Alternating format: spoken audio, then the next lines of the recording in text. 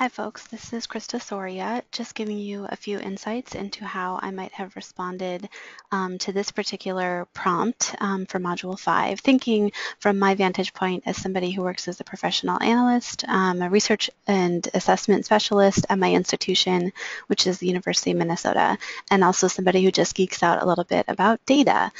Your prompt was to, with a reframing in the overall goal. So the goal is to improve the overall pledge rate from alumni. And your prompt was to discuss what you would list as the key sources of data and the kinds of data that you'll be using to either analyze the goal or the activity, which is to increase the overall pledge rate. And then finally, to justify why you think these data would be needed. And lots of great responses from folks. So when it comes to key data resources, I think alumni are the most obvious choice. Jennifer had recommended that we include alumni into the evaluation process, and I thought that was a very lovely recommendation. Catherine and Amanda had suggested that we think about meeting alumni where they're at, so considering the multiple ways of reaching out to alumni, whether that's through social media, through email, through phone strategies, but I think ultimately that's a really great sort of something to put into our pocket. Daniel had suggested that we start earlier, right? That we think about developing a strategy to sort of connect with current students. And I'll just share as one strategy, the University of Minnesota, even as a current students can join the Alumni Society and benefit from that particular relationship. And I think that that was just a really good strategy employed at the University of Minnesota to engage students even earlier. So that was a really good point, Daniel, that you made. And I think given that Benchley College hasn't done that, it's a good strategy for future years. It's also important, as Michelle Ingram mentioned, to build relationships with folks, and I thought that was also a really good strategy, especially with alumni. So to think about this as more of a relationship building approach, I think overall is a really good suggestion. DeAndre had mentioned that we also interview current employees to learn what could be improved. And I think, and similarly, Ashley and Tab also mentioned that, that we do that as well. And I think it's important not to neglect the important expertise that the alumni employees bring to the table. Their great suggestions and their great ideas. Those wouldn't necessarily be, I think, key sources of data for when it comes to evaluation, but for assessment, definitely. So from their opinion, what's working, what could we do better? But I think it's important, the institutional context. Benchley College is a small college, right? So the employees of the alumni office are probably the alumni employees for the entire institution. Thinking across other institutional types, at the University of Minnesota, there are 7 large undergraduate colleges, and each of those undergraduate colleges has its own alumni office. So then I think, there's 7 undergraduate colleges, they're very large, each has their own alumni office of 5 to 10 individuals.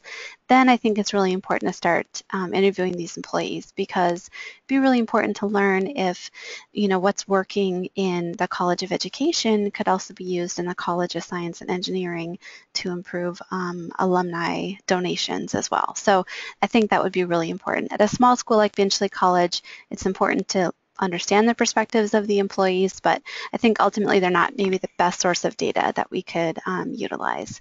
And then from my own vantage point as an institutional researcher, I can share that we often collect data from students about their sense of belonging, their perceptions of campus climate, and also at the University of Minnesota, one survey that I administer asks a question in which we ask students to sort of rate how connected they feel to the institution.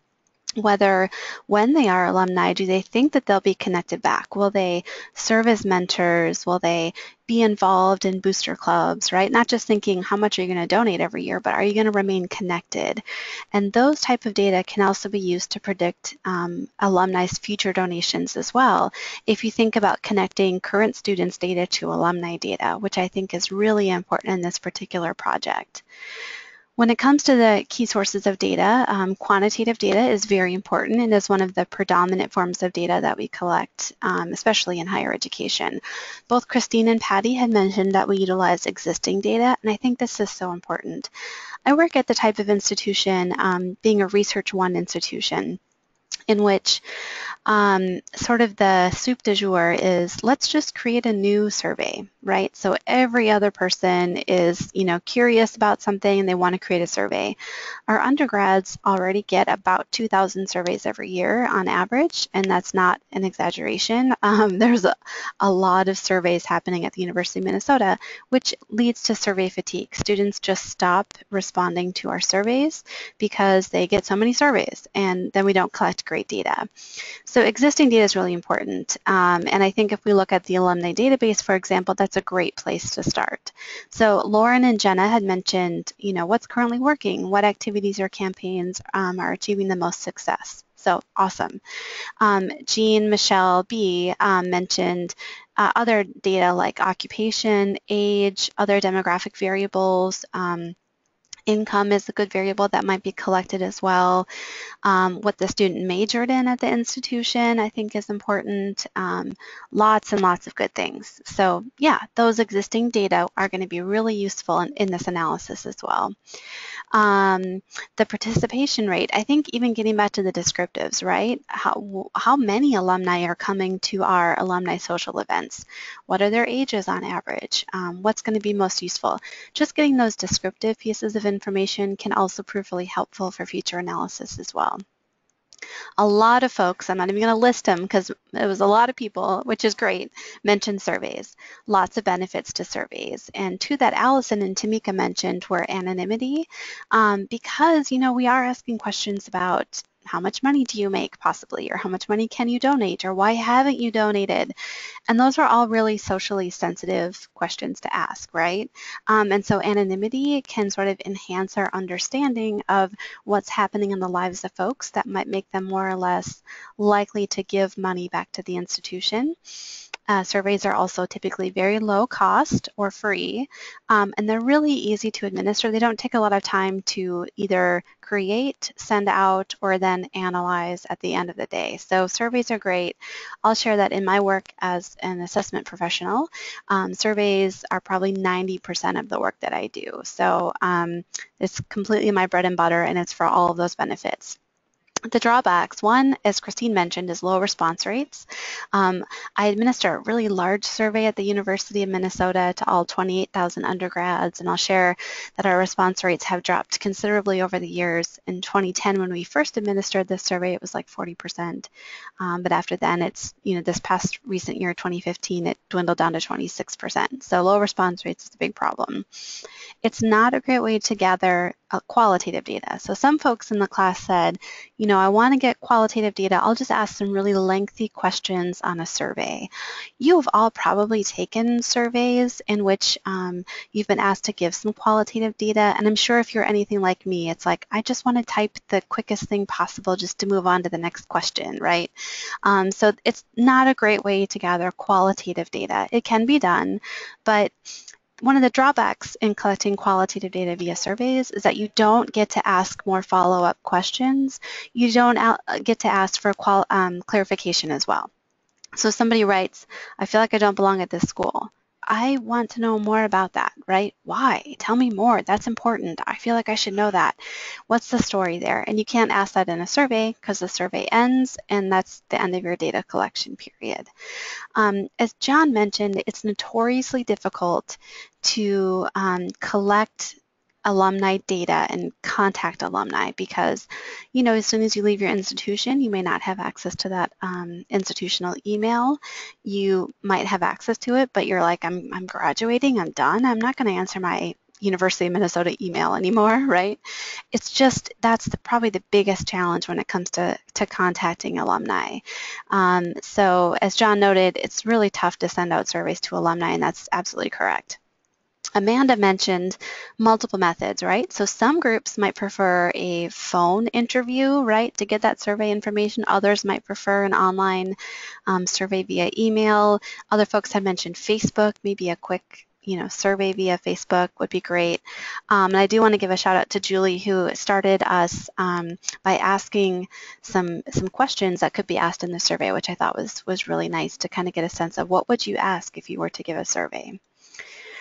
Other folks have mentioned qualitative information, and those can come in the forms of interviews, which are one-to-one. And Tamika mentioned that would be really great for anonymity, and I agree with that. You can ask a lot of questions, and you can do so in maybe somewhat of a safe space to an extent. Focus groups.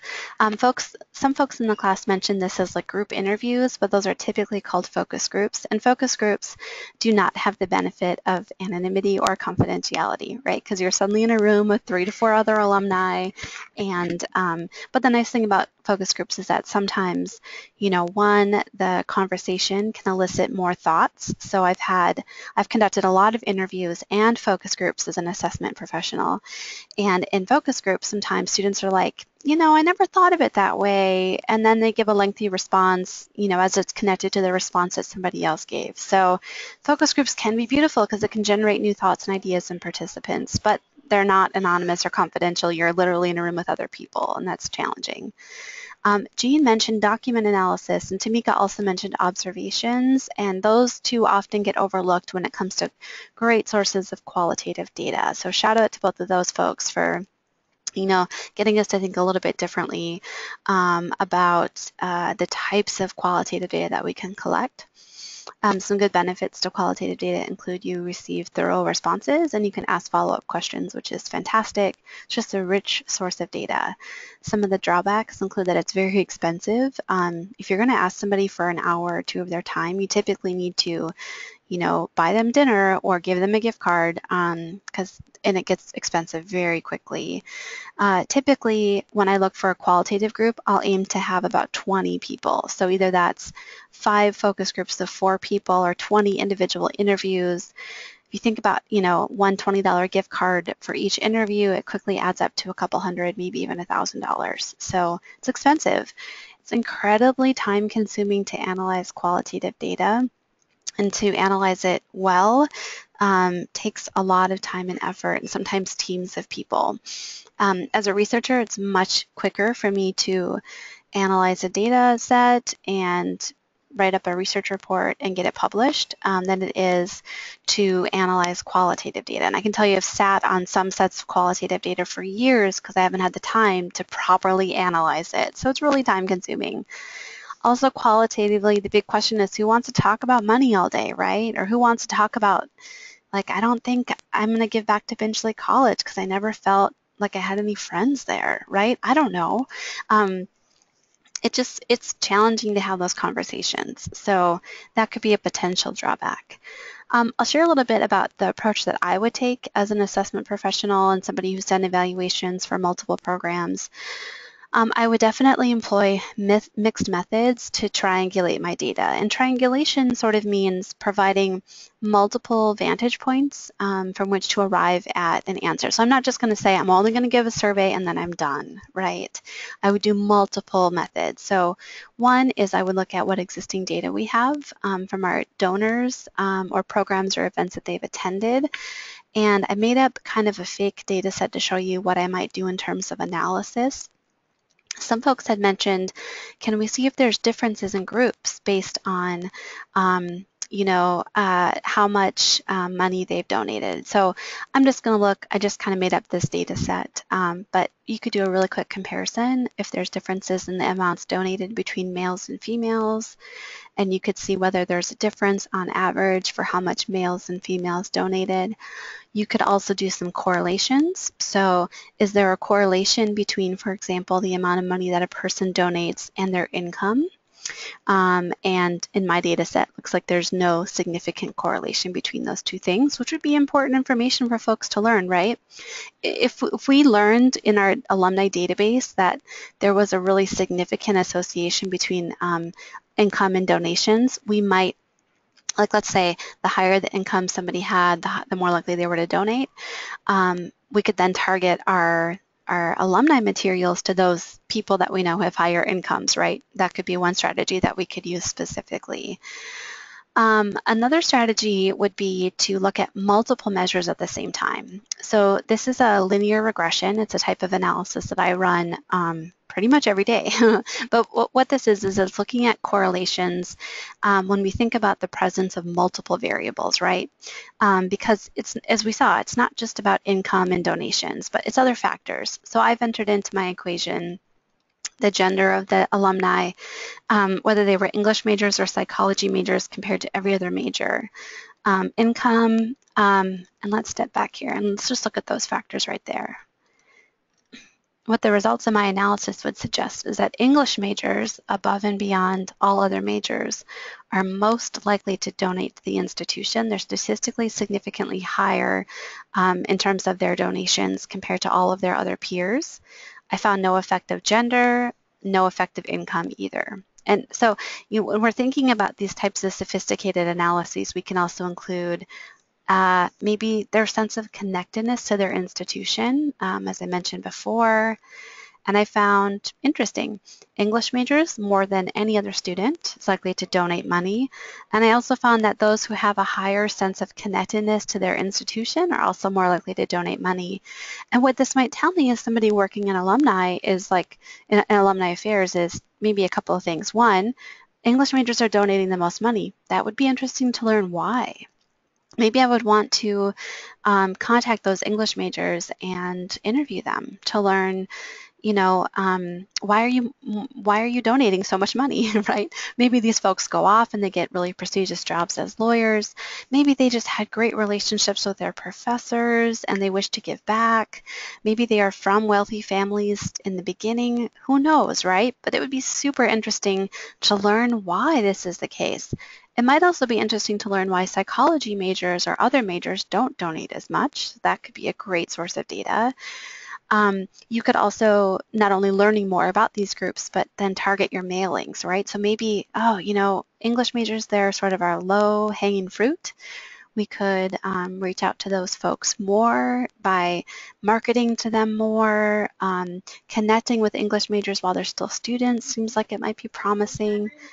Learning all sorts of great information about these students would be great. And then finally, this connectedness piece. If we know that students who are more connected to Binge Lake College are more likely to donate, what we should do as an entire institution is help students feel more like they belong, right? And we can also investigate, well, who feels a sense of connectedness? Is there some kind of relationship with gender, right? So if I were to look at that, are males more likely to feel like they're connected than females? Oh, interestingly, no. Females are more likely to feel connected to their institution than males. And so with this information, okay, maybe as an alumni group, we work with other people across the institution to help males feel like they belong at the institution more, that they're more connected, right, than females, because females already feel pretty darn connected compared to males. So just as an example, a little long-winded, but you can see I really geek out about this type of data for, sort of the benefits of existing data analysis, right? You could also give some surveys, and that's what I would do for current alumni, current college students, and then wherever I can to match up those data so that we can begin to predict who is most likely to give money, right? Who's most likely to pledge money, and who's not as likely to pledge money, because both are advantageous in terms of, what we're learning about what's working and who could we reach out to. I might also conduct some interviews and focus groups, which we can learn a lot of information to even inform our surveys even better.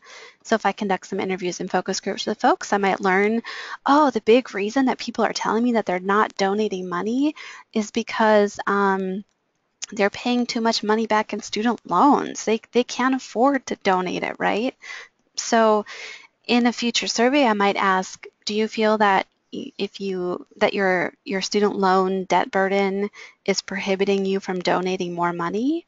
That might be a great question, and we might learn that 99% of students agree with that. Oh, interesting, right? So maybe there's things that we can do to lessen debt burden for students or educate students about debt burden sooner so that they don't take out as much debt and so on. You might also want to interview not only alumni and current students, but also, as we've already mentioned, employees in the organization, and then finally alumni researchers, right? People who research alumni in particular and alumni giving, and I think that's incredibly important and often overlooked. There's a lot of expertise in the field. And thinking about employees, maybe folks who work in alumni offices at other colleges and universities like Finchley College, that might also be a great source of data too.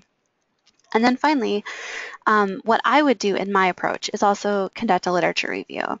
So lots of researchers, and in fact, just to share, my dissertation advisor, David Wirtz, alumni research. David Wirtz is a great alumni researcher, and he's done a lot of great prolific research about getting alumni to donate. So here's an example: characteristics of alumni volunteers who volunteer, of alumni donors who volunteer their time, right? That's super interesting. And so I might also then, think about the expertise of other researchers as well to learn sort of what's working, what do they suggest might work given their own analysis, and then maybe even trying some of those approaches to see how effective they are there. So if alumni who donate more money or more time or whatever are maybe more likely to be female, then let's either engage those females more or start thinking about how do we engage males. So I hope this helped a little bit just to sort of acknowledge your great contributions, to this prompt, but then also to give some of my perspectives as a researcher as well. So thanks so much, folks. Have a great day.